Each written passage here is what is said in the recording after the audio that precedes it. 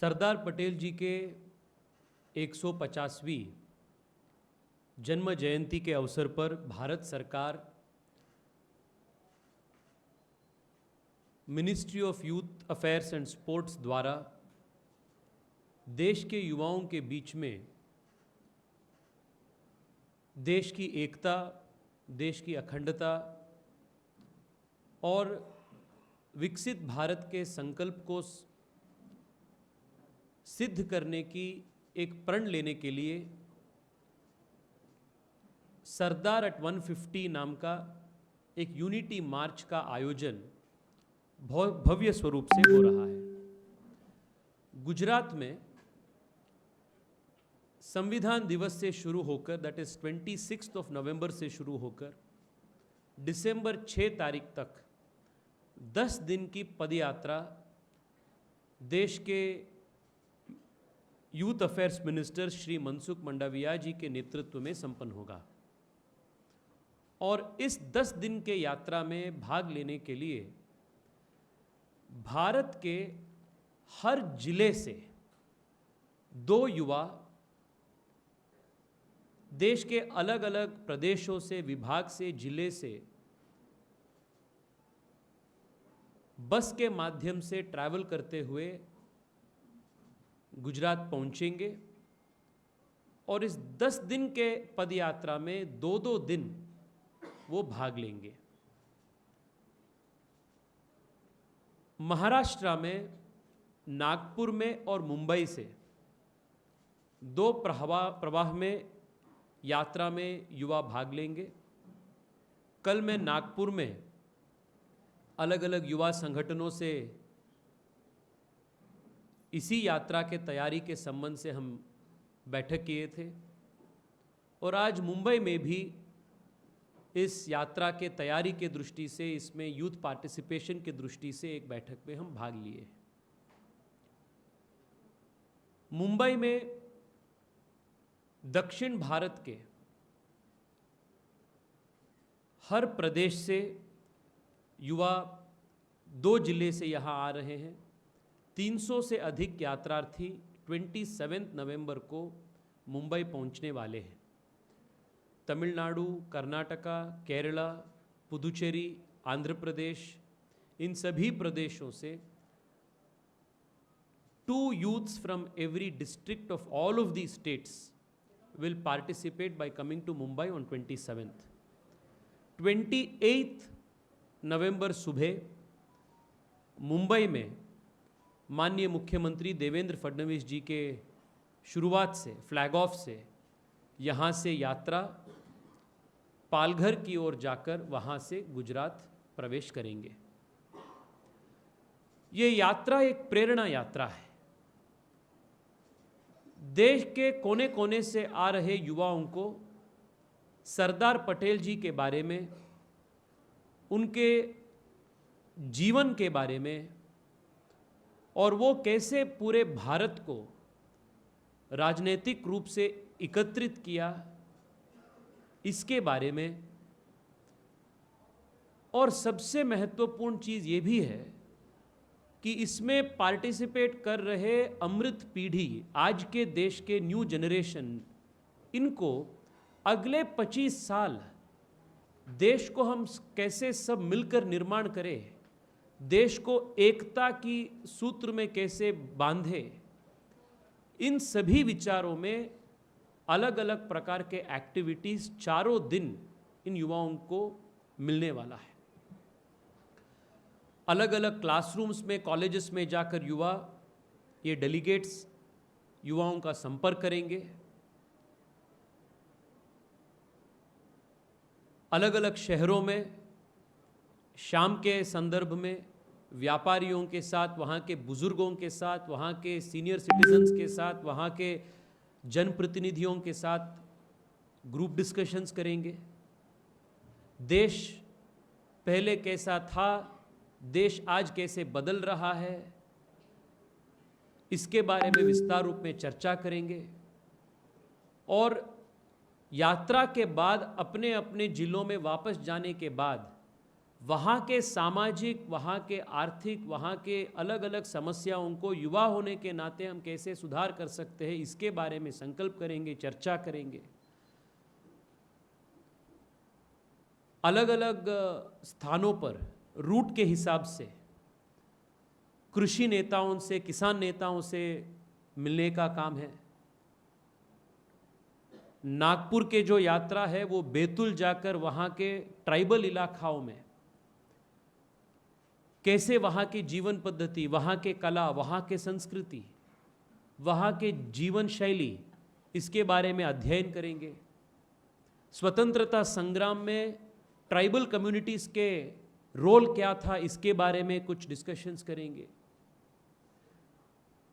योग और प्राणायाम जैसे अलग अलग फिटनेस एक्टिविटीज़ के साथ भी दिनचर्या शुरू होगा।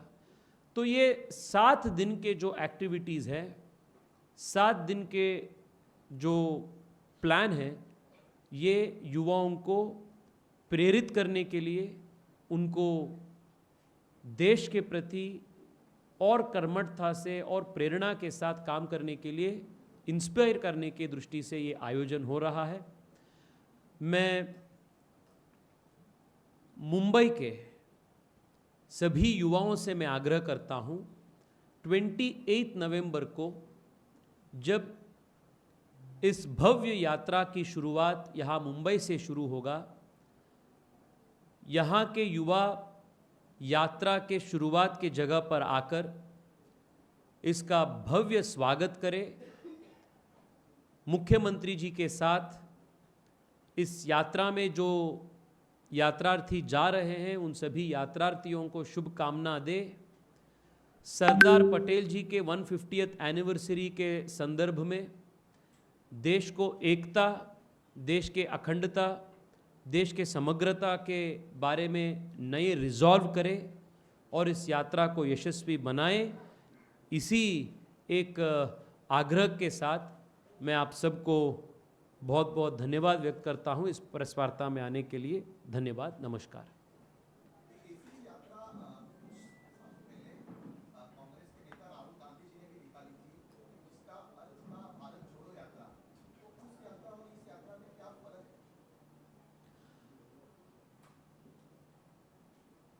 मतलब कुछ कंपैरिजन ही नहीं है। ये सरदार 150 की जो यात्रा है, ये किसी एक व्यक्ति को पॉलिटिकल आइडेंटिटी देने के लिए इस यात्रा का आयोजन नहीं हो रहा है। बार बार लॉन्च होने के बाद भी फेल होने वाले एक नेता को पुनः लॉन्च करने की दृष्टि से यात्रा नहीं किया जा रहा है। देश की आम युवा जो है, जो देश के लिए कुछ करना चाहते हैं, ऐसे युवाओं को एक दिशा देने के लिए, उनको प्रेरणा देने के लिए इस यात्रा का आयोजन हो रहा है। 95 इलेक्शंस में हार होने के बाद भी सेंचुरी मारने के लिए जो अभी उत्सुक है, ऐसे युवा नेता के यात्रा और देशभक्ति से भरे हुए युवाओं के इस पदयात्रा में जमीन आसमान की फर्क है। दैट वॉज अ पॉलिटिकल यात्रा, दिस इज एन इंस्पिरेशनल यात्रा, दिस इज अ यात्रा विथ प्यूरिटी ऑफ पर्पस। ये इस दोनों यात्रा में बहुत फर्क है। और सबसे इंपॉर्टेंट मैं ये कहना चाहता हूं, आज के देश के परिप्रेक्ष्य में आप जब देश के युवाओं के कंट्रीब्यूशन आप देखते हैं, आज भारत के जेन जी, भारत के युवा देश के कंस्ट्रक्टिव एक्टिविटीज में भाग ले रहे हैं। आप मुंबई हो, नागपुर हो, पुणे हो, बेंगलोर हो, दिल्ली हो, कानपुर हो, देश के बड़े बड़े शहर से लेकर टायर 2 टायर 3 सिटीज तक देश के युवा नए रिसर्च, नए कंपनीज को शुरू करने में, स्टार्टअप्स में, कुछ नवीनता में ये जुड़े हैं।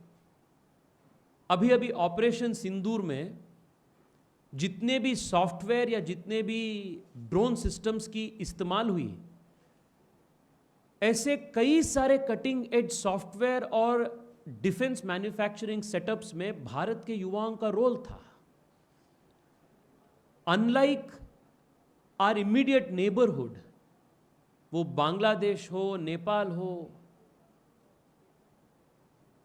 श्रीलंका हो, compared to all of these countries, the country's youth, India's youth, are involved in a very constructive spirit of nation building.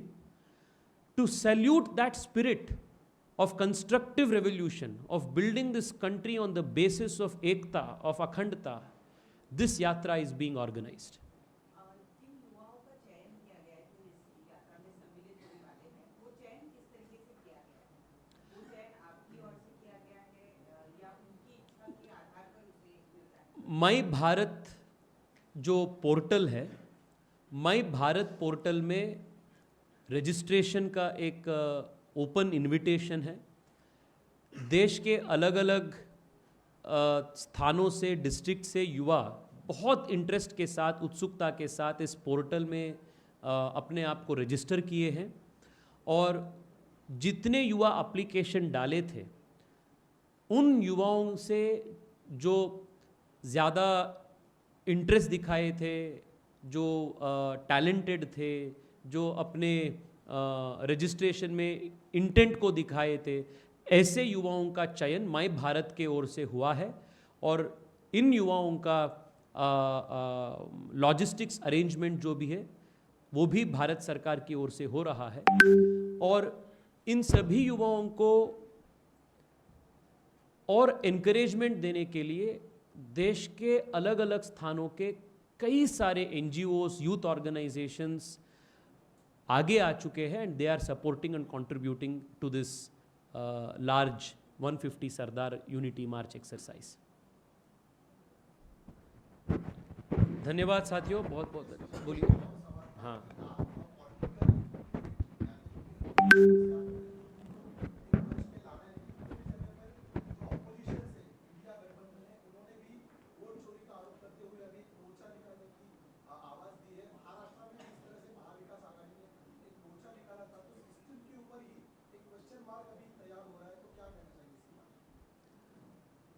देखिए, चुनाव से पहले, बिहार चुनाव से पहले ही इंडी अलायंस और विशेष रूप में राहुल गांधी, तेजस्वी यादव, सब लोग ये एसआईआर का मामला उठाए थे, वोट चोरी का मामला उठाए थे। और नतीजा क्या आया? बिहार की जनता साफ साफ इन सभी कॉन्स्पिरेसी थियरीज को, इन सभी पॉलिटिकल नैरेटिव्स को नकार दिए।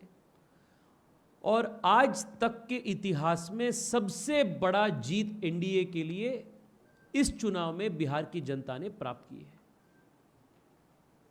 सुप्रीम कोर्ट में गए, वहां उनको फैसला उनके पक्ष में नहीं आया। जनता न्यायालय में गए, वहां भी उनका आर्ग्यूमेंट को जनता ने स्वीकार नहीं किया। ये देश के इंस्टीट्यूशंस पर सवाल उठाना राहुल गांधी का और इंडी अलायंस का एक स्क्रिप्ट बन गया है। जब वो चुनाव में जीतते हैं तब इलेक्शन कमीशन ठीक है, ईवीएम ठीक है। कर्नाटका में जीतने के तुरंत बाद अगले दिन ही जाकर शपथ प्रमाण कर दिए लोग। अगर इलेक्शन कमीशन के ऊपर आपके विश्वास नहीं है तो जहां जहां आप जीतते हैं वहां आपके विधायक उम्मीदवार और खासदार उम्मीदवार या सरकार के मुख्यमंत्री दौड़कर क्यों आप इलेक्शन सर्टिफिकेट ले लेते हैं? सरकार की रचना क्यों करते हैं आप? जब सुप्रीम कोर्ट से या हाई कोर्ट से फैसला आपके पक्ष में आता है तब सुप्रीम कोर्ट ठीक है, हाई कोर्ट ठीक से काम कर रहा है, इंस्टीट्यूशंस आर फाइन। बट जब आपके विरुद्ध में फैसला आ जाती है तब सुप्रीम कोर्ट भी ठीक नहीं है। जब मीडिया आपको कठिन क्वेश्चन पूछते हैं तब मीडिया गोदी मीडिया बन जाता है। अगर मीडिया आपके पक्ष में कोई विचार बोलते हैं तब मीडिया ठीक हो जाता है। So people are aware of these double standards. तो ऐसे देश के इंस्टीट्यूशंस पर, वो जुडिशियरी हो, इलेक्शन कमीशन हो, ऐसे संवैधानिक संस्था पर बार बार इस प्रकार के एक क्वेश्चन मार्क उठाना without even providing a shred of evidence. This reeks of anarchism. This reeks of irresponsibility. This is the kind of politics that the Congress party, especially under Rahul Gandhi, is resorting to. When we speak of darkest moments and most dramatic moments of Indian history, we speak of 1982 6 riots. Recently, a program was led by Congress, wherein Peace Prize naming Indira Gandhi was distributed. Now, at this particular event, Jagdish Titler was given a high seat. He was given a prominent seat into this event. Now, this is the same individual who has various testimony against him for being indulged into the massacre. What is your view? Well, this is the nature of the Congress party's politics. The most corrupt are awarded certificates of honesty. The most virulent and violent leaders who have orchestrated riots are celebrated as beacons of peace. People who have contributed to generations being subjected to poverty, they are hailed as heroes of a civilization. This is the nature of the Congress politics, and this is very unsurprising for someone like me who has understood how the Congress party works. Sir, Umar Khalid को लेकर देश में लगातार जो बयानबाजी हो रही है, विशेष तौर पर कांग्रेस पार्टी द्वारा, दिग्विजय सिंह पहले उसके समर्थन में आते हैं, वो उसे बेचारा मासूम बताते हैं। अबू आजमी ने कल एक बार फिर उसे कहा कि वो पीड़ित है। उसने एक छोटा सा सेंटेंस कहा था जिसके चलते वो कई महीनों से, कई सालों से जेल में है। What is your take when the opposition leaders are somewhat instead of condemning are supporting the anti-national statements or individuals involved in such activities? मुझे लगता है आज के कांग्रेस पार्टी 3M सिंड्रोम से सफर कर रहा है। ये राहुल गांधी के नेतृत्व में कांग्रेस पार्टी का इस प्रकार का मेटामॉर्फोसिस हो चुका है। ये 3M क्या है? माओइस्ट, मार्क्सिस्ट और मुस्लिम लीग। ये 3M आज के पीढ़ी के कांग्रेस पार्टी को डिफाइन करता है।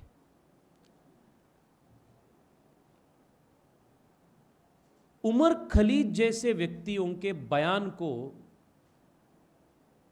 देश के मेन स्ट्रीम अपोजिशन पार्टी यदि जस्टिफाई कर रहा है तो इससे घातक विचार देश के लिए कुछ है ही नहीं। और यही देश के दो पॉलिटिकल पार्टी के बीच में जो डिफरेंस है वो इसी से दिखाता है। भारतीय जनता पार्टी के नेतृत्व वाली सरकार सरदार पटेल जी के जन्म जयंती को देश भर में आचरित कर रहे हैं, जो देश के अखंडता के लिए काम किए थे और जिसके लिए उनका पूरा जीवन अर्पित किए थे। और दूसरी ओर कांग्रेस पार्टी है जो उमर खलीद जैसे व्यक्ति जो देश के बर्बादी के लिए, देश के विविसेक्शन के लिए, डिविसेक्शन के लिए वो बात रखते हैं, ऐसे व्यक्तियों के लिए एंटिसिपेटरी बेल डालकर उनके पक्ष में बयान देने वाले काम कांग्रेस पार्टी कर रहे हैं। And it is the duty of the youth of this country who have earlier rejected the 3M's in its original avatars. इसी देश के युवा मार्क्सिज्म को हम रिजेक्ट किए हैं, माओइज्म के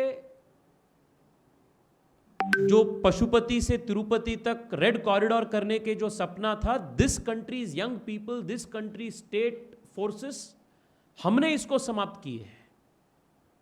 सो मार्क्सिज्म को, माओइज्म को और मुस्लिम लीग टाइप ऑफ पॉलिटिक्स को इस देश के युवा पहले भी रिजेक्ट किए हैं जब उसके ओरिजिनल अवतार पे वो आए थे। और इस बार जब कांग्रेस पार्टी उस मोड़ पर चल रहा है, उस डायमेंशन पे पॉलिटिक्स कर रहे हैं, मुझे पूर्ण विश्वास है देश की जनता, देश की युवा इसको बार बार हर चुनाव में इसको रिजेक्ट करते आएंगे। अभी अभी वो स्टैटिस्टिक्स आ रहे हैं, राहुल गांधी ने पिछले 10-15 साल में 95 इलेक्शंस, एक नहीं दो नहीं 95 इलेक्शंस उनके नेतृत्व में कांग्रेस पार्टी हारी है। the more they tread on these 3 M's, the Congress will lose its deposit in most of the seats it will contest. बहुत बहुत धन्यवाद, नमस्कार। देश में भारी मात्रा में युवा लोग नशे के आदी होते जा रहे हैं, इस पर आप कुछ कार्रवाई करेंगे या कुछ करने वाले हैं? पिछले 10 साल में साथियों, the country has literally conducted a war on drugs. आप जब आंकड़ा देखते हैं, पिछले 10 साल में जितने ड्रग्स का कॉन्फिस्केशन हुआ है, ड्रग माफिया के खिलाफ जिस प्रकार के युद्ध हो रहा है, जितने ड्रग रैकेट्स के बस्टिंग हो चुका है और जितने कॉन्फिस्केटेड ड्रग्स के डिस्ट्रक्शन हो चुका है, वो पिछले 25 साल से ज्यादा क्वांटिटीज और वैल्यू पिछले 10 साल में हो चुका है। ये सरकार की ओर से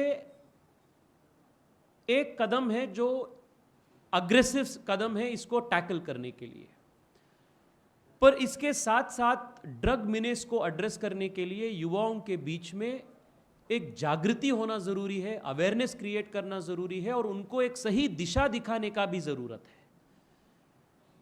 इट्स अ 2-pronged फाइट। एक सरकार की ओर से नियंत्रण करने के लिए क्या करना है, ये हम कर रहे हैं और अमित शाह जी के नेतृत्व में the highest confiscation, highest destruction of value of drugs पिछले 10 साल में हो चुका है। पर दूसरी कदम देश के युवाओं को अच्छे दिशा दिखाना, उनको पॉजिटिव तरीके से देश के काम पे उनको लगाना, ये भी है। और सरदार 150 जैसे यात्रा इसी उद्देश्य के साथ हो रहा है। और इस 7 दिन के यात्रा में 2 सेशंस हैं जिसमें युवाओं को योग की ओर, अच्छे स्वास्थ्य की ओर, फिट इंडिया की ओर प्रेरणा देने वाले सेशंस हैं। तो ऐसे पॉजिटिव एक्टिविटीज से भी देश के युवा सही रास्ते पे चले।